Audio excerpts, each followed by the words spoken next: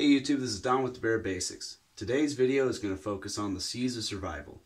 These have to deal with camping, hiking, survival kits, and these C's will help you out with trips ranging anywhere from just a mile hike out in your neighborhood park all the way up to a couple week-long backpacking survival trip.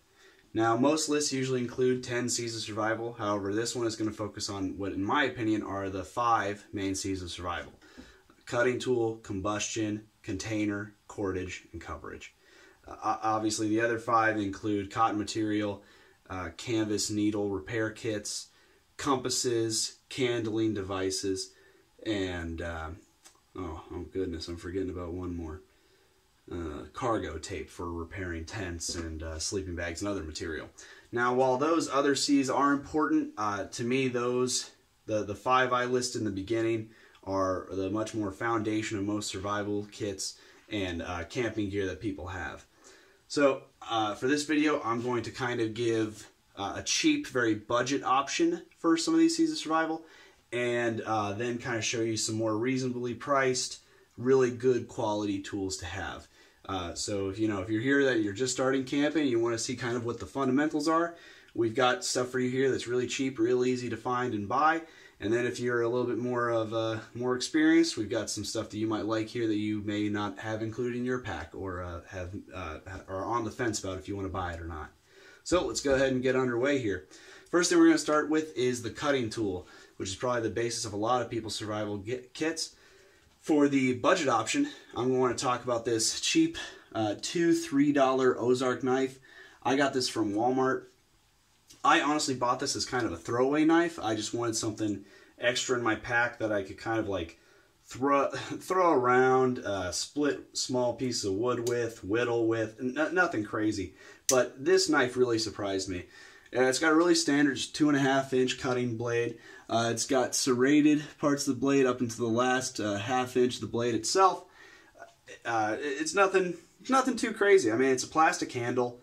It does have a belt clip, which I really like a lot, which is great to have for knives if you're going on hikes, just to make it a lot easier to reach, or clip to your pack or anything like that. It's real easy to fold and disengage. I have used it for splitting some small pieces of wood, but normally just carving or opening up packages, opening up containers while I'm out camping. It's very nicely built. For the money, you can't really beat it. It's a couple bucks. It's a nice little knife, and it'll do most little jobs you need out there for cutting, whittling out wood shavings for starting fires. It's a really nice thing to have. Now we're going to talk about the little bit nicer version here. So I have a Gerber knife here. I got really lucky with this one. I was able to find this on clearance at Meijer for $30. I think they were just kind of trying to get rid of a lot of their Gerber stuff. What I like about this knife, it's a little bit weathered, but it's just got a straight blade, no serrated edge on that, which I know some people are more serrated blade type people. I personally prefer the straight knife blade. This bad boy is nice. I mean, it's got a nice rubber handle on it. It feels really good in the hand. There's a pummel on the bottom, which is made of metal, so this is good for hammering in stakes for your tent, or if you have to hammer in a nail for some reason while you're out camping or building a camping tool, that'll do the job for you. If you have another knife and you need to hit it with something hard to help split a bigger piece of wood, this will do the job for you. It has a tip up here for striking a magnesium striker. Unfortunately, mine fell out of my sheath. Don't know what happened to it, so that's kind of unfortunate. But I could still use this with my other magnesium rods to help start a fire if I need to. Another thing that's nice is this sheath actually comes down. Well, of course, if I don't have it caught. And it reveals a diamond sharpener. Nice little impromptu sharpener if you just need to do some real quick maintenance on your knife while you're out there in the wilderness. And also on the back of the sheath itself, it has some instructions on signaling for help, medical attention, and each one of the Gerber products usually comes with this little survival book which talks about Morse code, how to stay dry, how to start a fire. I like just having these. They're nice, and this had a little thing here which is supposed to help strap it to my leg if I needed to. This thing straps to a belt if you want it that way. And I just kept this here. It stayed really well. You can kind of see it's weathered pretty good. It's been on a few camping trips. It's nice. Another thing I do want to point out with these knives in particular, you see these little holes here where I have my little cordage accessory there. These are actually for attaching this to a stick. So if I wanted to make a makeshift spear or reaching tool, I'd be able to do that very easily, whereas with another knife I'd have to try and wrap it around here. This I can secure it a lot better with these holes. Normally these kind of knives are going to run you about 40-50 bucks. However, there are a lot of budget options out there if you look hard enough on Amazon. Quick couple tips. You want to, you don't want something that's obnoxiously large. A nice 5-inch blade will do you for most survival knives. You want to try and make sure that the blade goes throughout the entirety of the knife, or at least most of the knife, to give you a full tang, which gives a lot more strength so it resists bending. Obviously, you want to try and see if you can find the steel number on these knives. Anything 440 and up is usually pretty solid and reasonably priced. All right, we'll move on to the next thing. We'll go ahead and talk about combustion tools.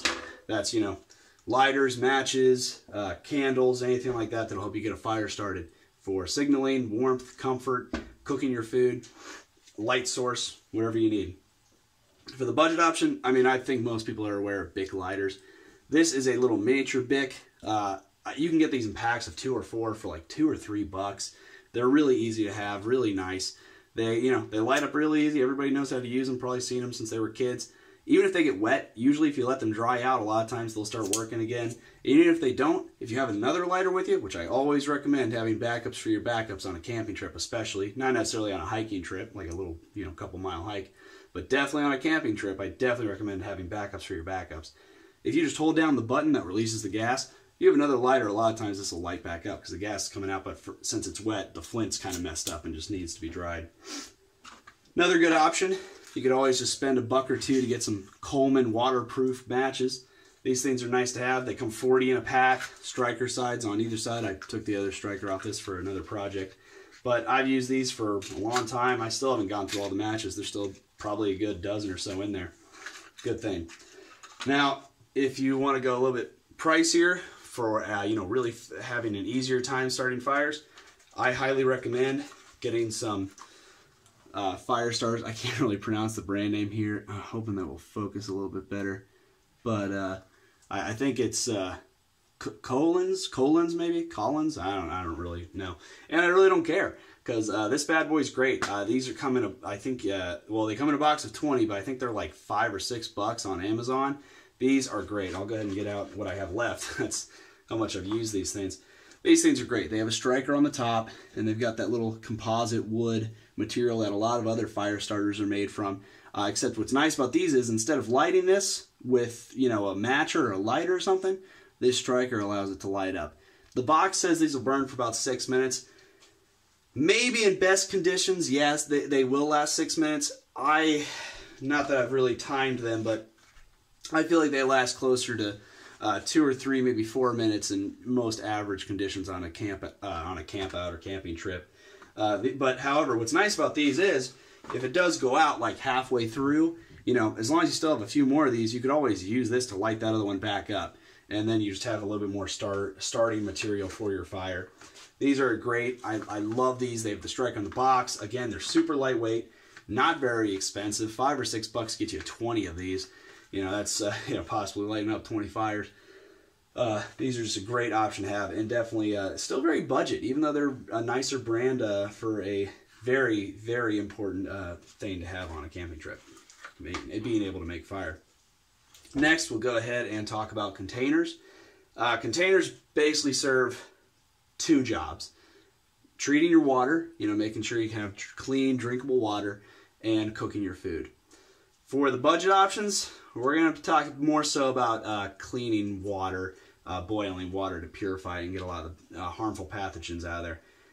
These situations are more for, if you're just hiking and, you just need to get some fresh water for yourself, but you have, a couple matches with you, you're able to start a fire in case you get, trapped out in the woods for a little bit because there's a flash storm or something coming in. You're like, all right, well, I need to hold off for a little bit, but I need to drink some water. Obviously, just having a plastic water bottle isn't going to do it for you. I do recommend having 1 or 2 of these in your pack because it is always nice to have additional water storage just in case one of your nicer water bottles gets punctured, or you spill your water and you haven't found a water source yet to make new treatable water. Having a couple extra plastic water bottles just filled with water is nice, just to have additional drinking water. Obviously, however, you're not going to be able to boil anything, so we're not going to focus too much on that. The most budget option is probably one of these. You probably got one of these when you visited a college. A nice little aluminum water bottle. You can see the dents and scratches. I can squeeze this with my hand and dent it. I mean, it's a very, you know, cheap little aluminum or like plate metal kind of water bottle. However, because they're so cheap, you know, you can find them for free. Sometimes you just buy them for $1 or $2 at the, you know, outside of a Walmart or something. You can boil water in these. They are metal. I don't recommend, you know, this being your best option for if you're going to do a lot of different campouts and survival type situations with this. But, you know, if you need to boil water 2 or 3 times in this will do the job. Yeah, sure, it'll probably bend. Sure, it'll probably dent up pretty good and get pretty flimsy. And again, I'm not saying you want to survive indefinitely off this. But, you know, if you're out in the woods and you need to boil water a few times, this will do the job for you. Now, if you want to get a little bit nicer, you want to find something that's stainless steel. This is hard. I cannot bend this. I could probably get it with a hammer or something, but obviously I'm not trying to do that. This is nice. This is a good thing to have to just, you know, I think this one is probably 20 ounces, but just a nice stainless steel water bottle. They're very lightweight when they're not full. Just something you can boil water in if you need to purify it. Now, this one, you know, you could probably do some food stuff with it. However, obviously, since it's so thin and tall, you wouldn't be able to really get any tools in there to get out your food. So we're going to go ahead and move on to the first dish, or the first container that I think could actually be used for cooking your food. This would be the stainless steel mess kit. These things are great. I love these. I don't know how well you can see it there. Camera's kind of focusing on it hard, but it does show the different volume amounts if you need to have a particular amount of water for, you know, a mountain house meal or something like that.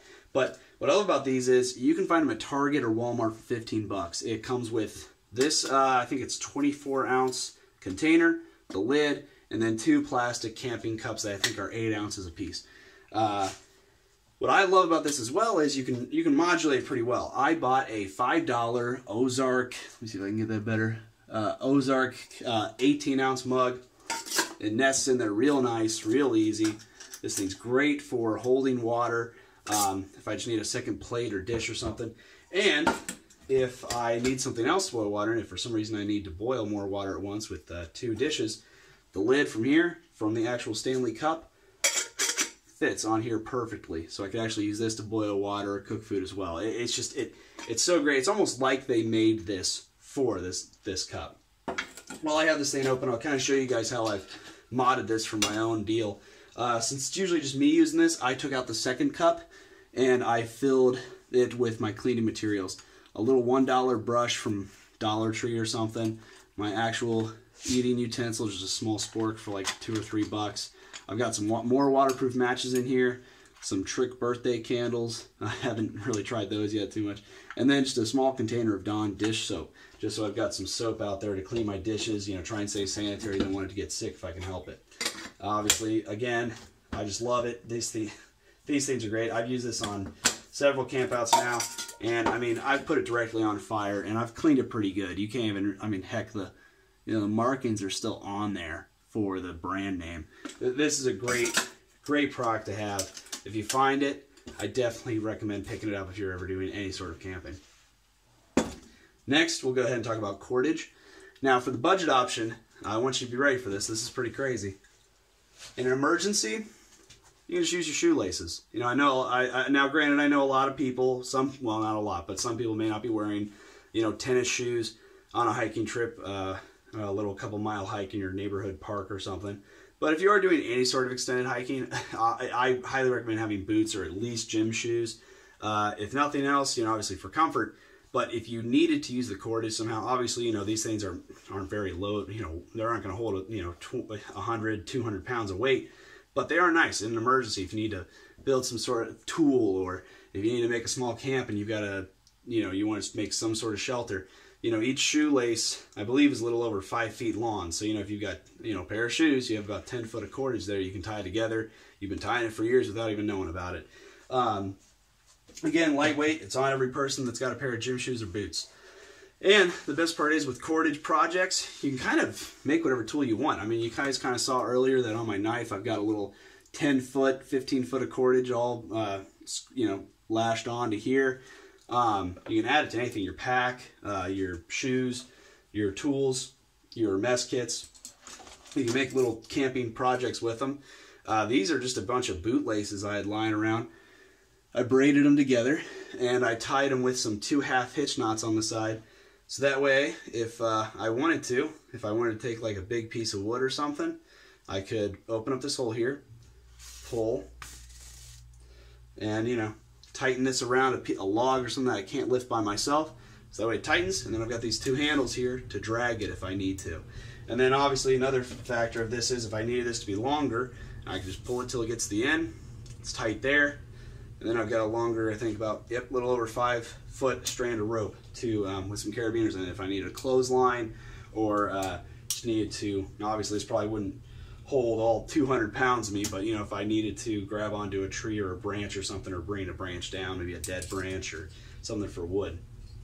Obviously a little bit higher budget options would be to get some actual paracord. Now this is 550 paracord, which is supposed to hold something like 500 pounds. Obviously I'm a little hesitant about taking my chances there, but what I did do is, again, these are also very cheap, very reasonably priced. You can usually buy a strand of 50 feet for like about $2 maybe at Walmart, Hobby Lobby, Target in their camping section. And again, 50 feet actually is more than 50 feet. So you can actually open these up, cut them with a knife, take out the innards, and they actually have a bunch of strands in there. Now granted, it won't be as strong as the whole thing together, but you still got some nice rope there. You could possibly have 100 feet, 200 feet of rope possibly just lying around. What I did with this, it took a long time and it was quite a project, but I took 3 strands of 50-foot paracord and, braided them together and then melted the ends so that way they would all stick together to make a stronger rope that's very compact. But, I've got 50 foot of combined rope here, but 150 if I unbraid them. And then if I take out the innards, I could possibly have about 500 feet of rope here, which that's insane considering the small package, how lightweight it is, and the fact that I think it cost me maybe less than $5 to put this all together. And finally, we're going to talk about cover. Now, depending on what you need it for, cover can range from the clothes you wear on your back to tarps, tents, or actual shelters that you're building for yourself on a camping trip. For the budget options, we're going to kind of have 2 little categories for this. We'll start with hiking.